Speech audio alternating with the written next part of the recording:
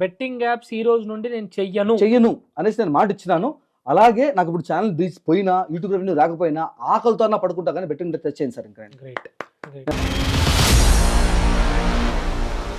Judiciary system పైన నాకు నమ్మకం ఉంది సార్. తప్పుని తప్పని చెప్పకపోవడం కూడా చాలా పెద్ద తప్పే సార్. ఒకవేళ కోర్టు కనుక నాదే తప్పు నేను జైల్లో పడండి అంటే హ్యాపీగా జైలుకి వెళ్ళిపోతాను సార్.